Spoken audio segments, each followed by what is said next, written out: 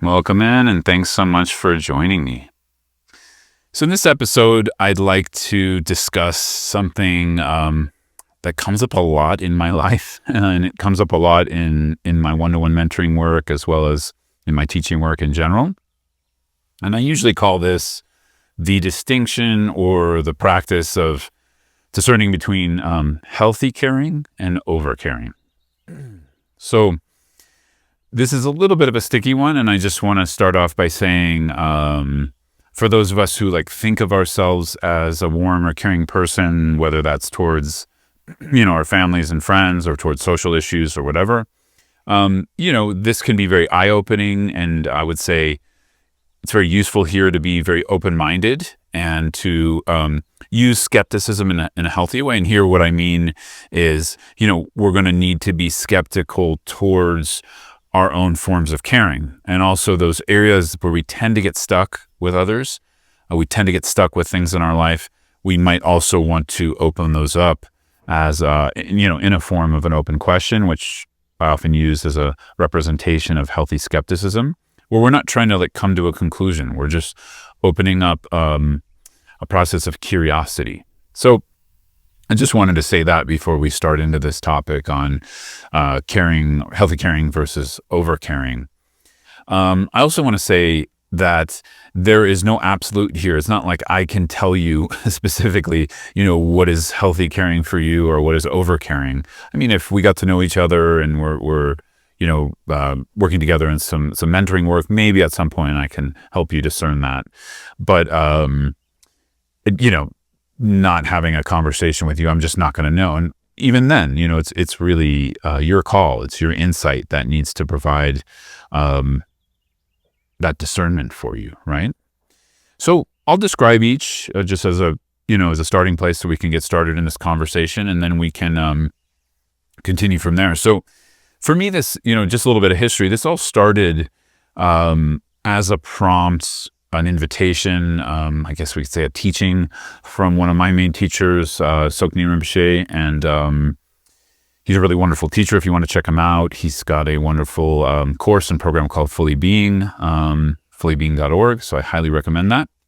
But, this was something, a phrase he did say in public some years ago, but this is, the story here is I just happened to be sitting with him, getting some practice advice some years ago. Maybe this was 15 years ago, something like that, a little less. Anyways, I don't remember what I was talking about. I was just sort of talking about something random. My question was so important, and I thought, okay, I need to ask this question and get this very specific answer from him. And just kind of in the middle of me talking, he sort of interrupted, if I remember correctly, in a kind way. He interrupted me and said, drop the caring and let the true caring come. But he said it in a very powerful way that was very kind, compassionate, but, direct. And it sort of hit me all at once. And I was like, first it hit me just the power of his statement, which I could feel. And then the words, my mind started spinning. What does he mean? Drop the caring and let the true caring come. And I was sitting with that in the moment. I just let it go because I was with him. But I remember that, and it's almost like something that just kept repeating in my mind, in my brain. Drop the caring and let the true caring come. Drop the, and I was like, what did he mean? What did he mean? And often with really wise people in our world, they could say things that we might not necessarily understand in the moment, but if we sit with them and we attribute importance to their words, obviously, we can get an answer.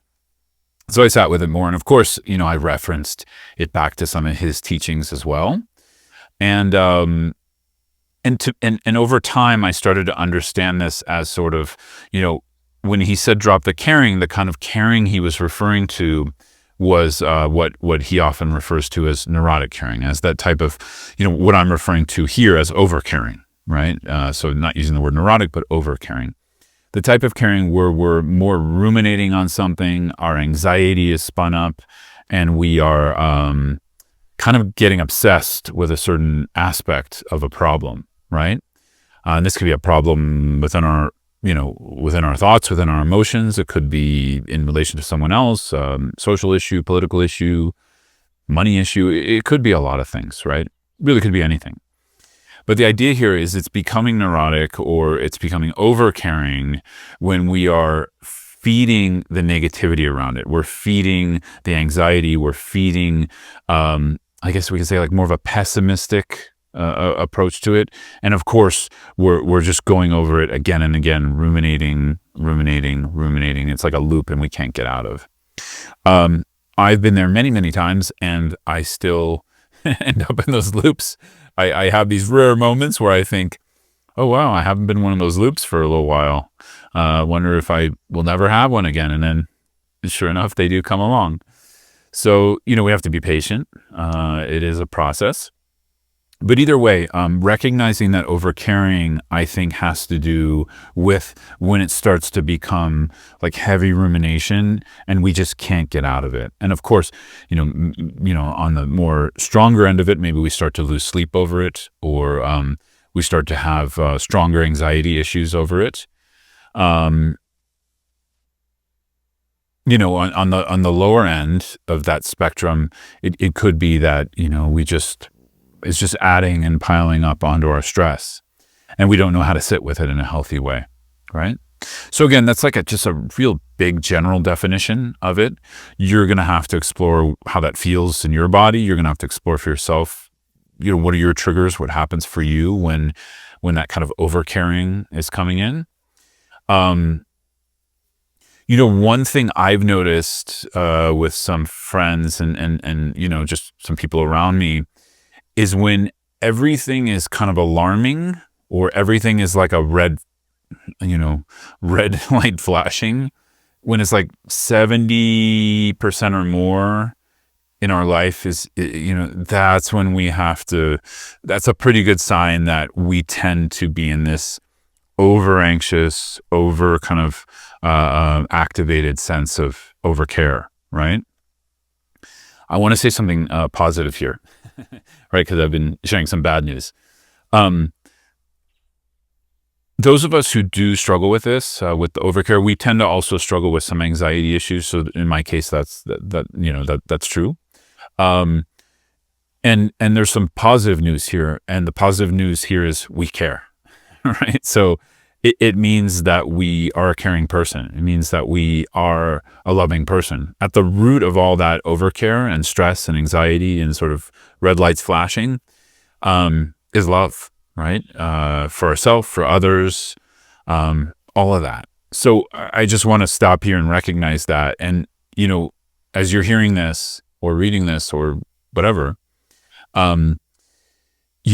it's important to recognize that. If you're kind of recognizing some of the things I'm saying in yourself, what I recommend is also recognizing that there is love underneath that, right? Now, that love can sometimes be misdirected, meaning it's not necessarily being directed at something that's going to create more peace for ourselves and others, but nonetheless, it's still love. And that's important, right? That's been part of my journey of this, is recognizing, yes, I tend to overcare about things that don't need that level of care. And here it could be really small, like sort of just a room being a little bit disordered or whatever. I have to tell myself sometimes it's really not a big deal. Just let it be, right? And then work with that. So underneath that is care. Underneath that is warmth. Underneath that is love. So that's kind of, again, a general definition of overcare. Now, what is healthy care? Again, this is something I'm not going to be able to define for you, but healthy care obviously comes out of motivations of loving kindness. It comes out of motivations of compassion, but so does overcaring. So what's the difference? For me, often the difference is the healthy care is related to more of a sense of ourselves as deserving of love, deserving of compassion, a sense of sort of, and I put it, Sokhnaram Shalfin puts it as essence love. It's just this sense of our own inner worth. And this is not debatable. It's just sort of there. And that's not better than someone else or less than someone else, right? And when we can have a sense of that, then the healthy care can start to develop. And so when our actions and when we care for ourselves and others out of that, there's not this sense that we're trying to find this permanent place where nothing will ever go wrong again, or this permanent place where everything's going to be perfect. Things will go wrong. Nothing is actually perfect, right? And yet, underneath all that, despite all that, there can still be lots of loving kindness and warmth towards ourselves and others. There can be also lots of compassion and, a brokenheartedness, but a brokenheartedness that's open, not closed, towards ourselves and others, towards our suffering, towards our dissatisfaction, towards our stress, towards our shared experience of this life, with others, which, as much as we can create this difference between ourselves and others, as much as there can seem like a big divide between ourselves and others, there's really not when you really look at it. So when our heart is able to open to that, and of course, like I said, break open in a positive way, which we call compassion, we can also start to grow more strength within that. And then the care can be directed in a more beneficial way. Why? Because compassion allows wisdom, and then vice versa, right? Wisdom or discernment allows compassion. So when compassion and wisdom are flowing very nicely together, we actually find more effective solutions for problems if they do have a solution. Some things don't have solutions. That's another topic, how to sit with things that don't have solutions. But some things do. And so we can find that through more discernment, through more compassion, through more love. Where overcaring or neurotic caring, usually what happens in sort of my experience of this, the so-called fixes or remedies or solutions often create more problems. At best it doesn't work, but often it just sort of, I say it's like kicking up more dust, right? Instead of seeing, oh, I need to get a hose and like actually spray down the road so the dust can settle, right? As the dirt can moisten, with water. Instead, sort of the overcaring is like, let me just sort of run up and down this road a lot. And then there's just a lot of dust that ends up getting kicked up. And the problem of sort of dry, dust prone road doesn't get solved. Nothing happens.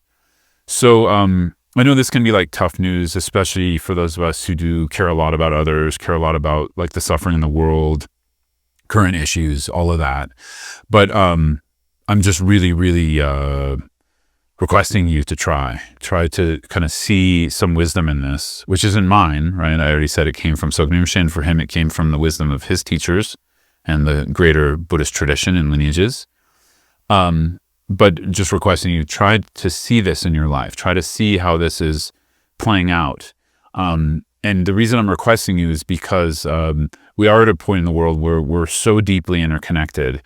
And it's so necessary, I think, to merge compassion and wisdom more and more in our heart, obviously, and to really recognize the difference between overcaring and healthy caring. And then my hope is from that, we can actually start to find some solutions that work more for larger groups of people. I'm not sure they can work for everyone, but they can work for more and more people. And at the very least, more division isn't being created, right? So that's kind of what I am implying by more dust being kicked up. Often more dust creates more pain for ourselves and others, and then division is possible. So I think it's very, very important that we put some energy into this. And if you don't really care that much about the world at large, at least for your own mind and personal peace. For me, I'm generally not like the most peaceful person, but any like semblance of peace I've found through my practice, a big portion of it has been through working out the difference between healthy caring and overcaring. And of course, as I said, that's a spectrum, and the boundaries are always changing. So it's not like we find that and then we're there. We have to keep working with that. We have to keep exploring what that means to ourselves in a given time situation with certain people or a certain challenge, right? So for me, it's just a continued process of learning, but definitely it has helped to bring more peace into my life. And there are some sticking points here. And, for those of us who tend to worry or have fear about everything, it can feel initially like we don't care. Like it might feel like we're dropping, I don't know how to put it, like we're becoming a colder person. I just want to invite you into that process more. That is important to explore. And, often we may be cold in certain areas of our life and really, really overly warm in others. Warm just meaning like maybe in this overcare department. So that can be a challenge too, because we're often not sure how to find some balance there. And just, some practices for this. It's a wide scope, but as I already pointed out, I found some of Sokhna Rinpoche's practices extremely helpful, especially handshaking practice, of course, general meditation, meditative awareness, insight meditation. But really his handshake practice is very, very helpful for that, as well as his vase breathing practice. Well, it's not his. I mean, that's general Tibetan Buddhist practice. But he teaches it in a way to bring the speedy energy down. So often what's feeding the overcaring is speedy energy, right? And when we bring the speedy energy down, we can start to parse out the difference a little bit easier between overcaring and healthy caring. Yeah. So let me know how this is going for you. If if you're exploring this currently, or if it's new to you and you want to explore it. As always, I love to hear from you, some feedback. And, I never intend to offend anyone. So I'm not, again, I don't know your situation. I don't know what you care about and don't care about. But I hope you can hear the essence of what I'm saying, and especially sort of the underlying need for it in the world right now. I think it's very needed, right? Because those of us who are really concerned with the way things are going in the world in general, when the care gets into fear and anxiety, and then we're in that state a lot, we have to look at how effective that is, right? So here I'm not talking about like the caring aspect. I'm talking about how effective is the energy behind it. Is it helping us to have more discernment about what to do in a certain thing or not? And again, that's really your call. Obviously, it's not my place to tell you what to think or do or whatever. But this has been a very valuable reflection for me, so I just thought to share it. So as always, feel free to comment here on YouTube if you're watching the video. If you're listening on my podcast, you can always reach out at scotttusa.com. Yeah, so thanks so much. Take care.